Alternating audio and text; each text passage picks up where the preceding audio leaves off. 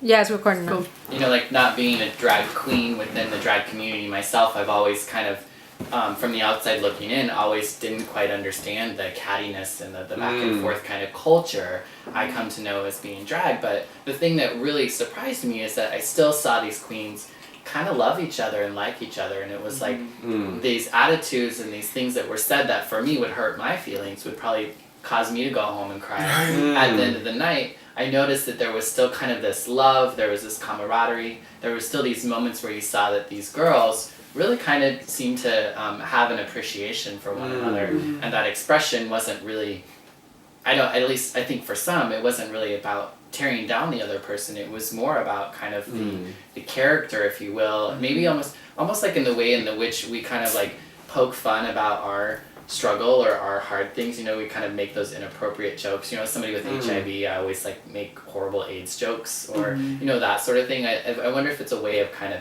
being able to bring out some of that hurt stuff that comes out. I think you really have to look at it from a historical perspective, because back in the queer rights days when we were all fighting, you know, back in the 60s, back in the 70s, back in the Stonewall riots, you know, drag queens were a big part of that. Oh my gosh. We were front and center. We were representing the community. And back then, we had to throw that shade at the rest of the world so that we could protect our own hurt, because the rest of the world was just pushing right back. But now we've evolved since then. You know, society's evolved since then. Yeah. And this is now a much more loving, accepting world, at least in our country. And I feel extremely blessed to live in a place where I can walk down the street in this face safely on a Sunday, right? Yeah, but I'm going there shopping. You know, I spent 2013 in India studying with a few different gurus, and one of the gurus believes that we're entering the golden age. That this is a time where the consciousness of humanity as a whole is rising. And so in our gay community anymore, we don't need to lick our own wounds and to protect ourselves anymore. We are meant to be out there, you know, in the streets, integrated with everyone else. And so it's time to bring the bitchiness, the cattiness. We don't need that energy anymore. Right. Now it's time for oneness, it's time for inclusivity, it's time for the honoring of everyone's unique creative expression as they are, you know? Yeah. And that's what I heard from what you were talking about, you know, what inspires you to be a drag queen. Yeah, and I see Cleo, I mean, I think we're healers. We're just like these healing creatures, you know what I mean? I think Cleo is a spirit that just comes to like heal the environment. Like, I know it sounds very like woo, like heal the world, make it a better place, but it's just like I honestly think that, you know, it's like she came to me to be a conduit to connect to the community. Right. You know what I mean? Just like in the other cultures with the two-spirit people and the stuff. And in India they have the Hijra community. It's like that in-between gender has its own place. They have a sacred spiritual ritual place. Absolutely. And that's the place where we're at. Yeah. Right. And for me, I always define spirituality as what lifts me into who I am, or what lifts me up. And that's what I hear drag does for you, is it kind of lifts out these things about yourself that you want to express or you want to experience.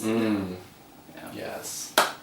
Preach. Right. Preach, chaplain. I know it's really weird because, you know, like spirituality for me is something that I kind of put on a shelf, because I too, you know, I grew up Christian and, you know, realized I was gay, and when I was diagnosed with HIV, I had to really deal with the fact I was gay, and I didn't feel like church could hold it, and so I've had this huge kind of experience with religion and spirituality, and I've come to really believe in that idea that, you know, spirituality is anything that lifts me into who I am, and for many times of my life I was not allowed to call that a spiritual experience. When I used to go out on the dance floor, when I had a shitty day and I was just feeling awful, and I could just go out on the dance floor and dance for hours and just leave and feel just so much better, like that was spiritual shit. Yeah. But you know, I was a faggot with AIDS, and so you're not allowed to call it that, but that's what it was. And so it's been so cool to just kind of like look back on my life and kind of like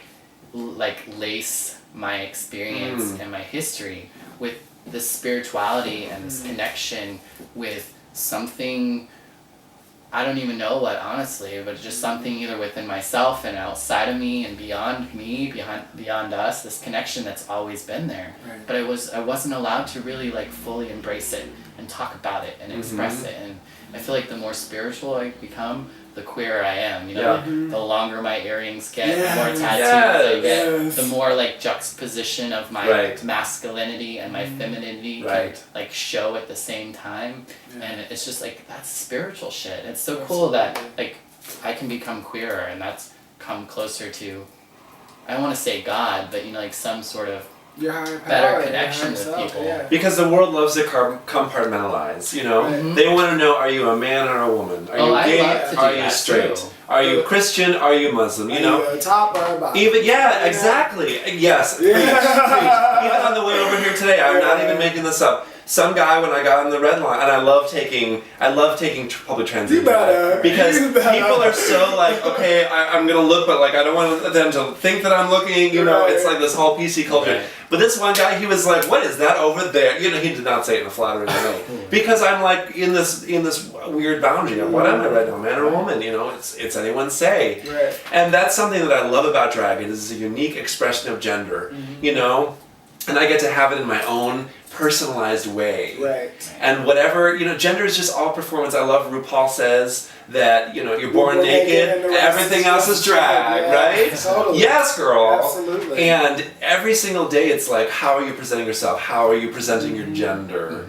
And we get to really like take this empowered place about it. It's like such an amazing thing. Absolutely. It's so inspiring. And I think also as gay individuals, it's like, I don't know for you all, but it's like for me, I felt like I was leading these double lives. You know what I mean? Like I had the gay life, but then I also had my closet straight self around my family.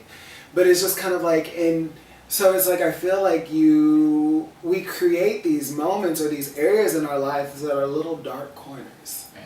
You know what I mean? Like around sex or around expression or anything like that we're kind of like, that's over there, that's in here, and I go in there. Right. But it's like, how can we find the spirituality in our lives and all that we do and shine lights in those dark corners and really see sex as being something that's spiritual, or dancing on the dance floor, you know what I mean?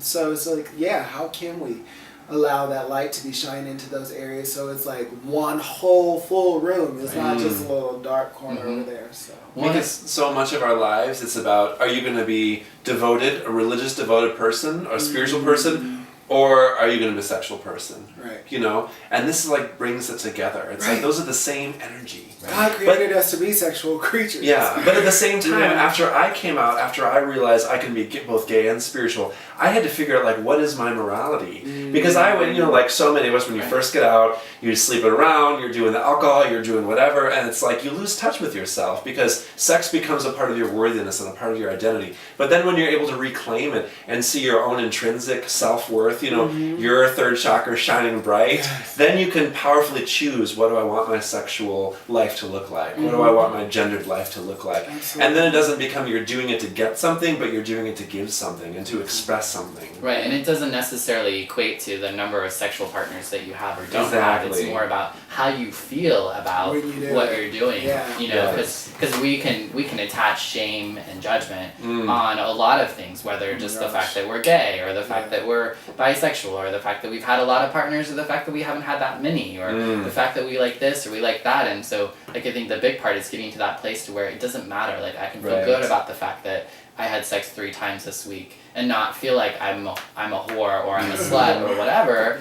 But if I do feel that way, to also like check that and kind of see what that's about, instead of judging it, just be like, what is that all about, and figure out like where I go. And for me, I think spirituality is really through trying to connect with some sort of spirituality, to connect with my own spirit, I've been able to kind of jump into those worlds, those dark places that I hate to call dark anymore, but I feel like they were dark places, and they were places that I couldn't go. They were places that couldn't hold the good parts of me. And that's the thing, is just like, I hope I'm not cutting you off, but it's just like, it's when you say dark, it's like it doesn't necessarily have to have a negative connotation to it. It's just kind of like we're all kind of light beings, and some areas are a little bit grayer or a little bit dimmer. And it's just like, well, how can we take that light that we carry into those areas as well? Well, I think part of it too, it's not about extinguishing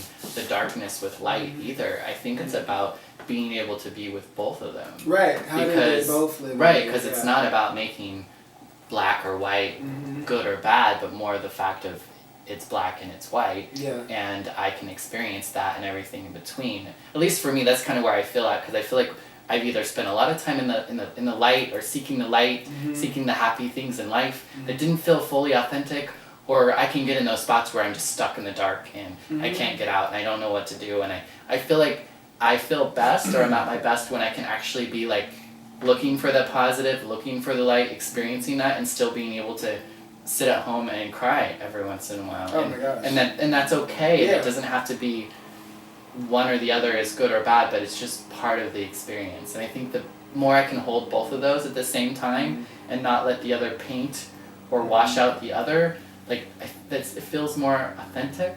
It feels more genuine. Absolutely. Drag for me has been something that when I'm in my darkest of places, it's that glimmer that gets me through. Oh my gosh. I can wake up because I know that I got a show in a couple weeks, and I got that new dress, and I'm gonna paint that new way, and I'm gonna just kill it. Yeah, you know. And I mean, it absolutely is. I felt like the 2 times I've done drag over the past year, I noticed like shifts universally. Yeah. You know what I mean? It's just kind of like tapping into that changes something in my world, and things shift around. Like the last time I performed, like I was like, I had this, it was like my first performance back in Chicago, and I was like, I like put my heart and soul into it. I was like rehearsing it every day, and then I did it, and I was just like, yes! And the next day I found out I had to move out of my living situation. The next morning, I was like, oh shit. And it's just kind of like, rather than dropping down and feeling like I'm going to this dark place or something, it's like I had that night before to kind of assure me that I would be carried through this, you know?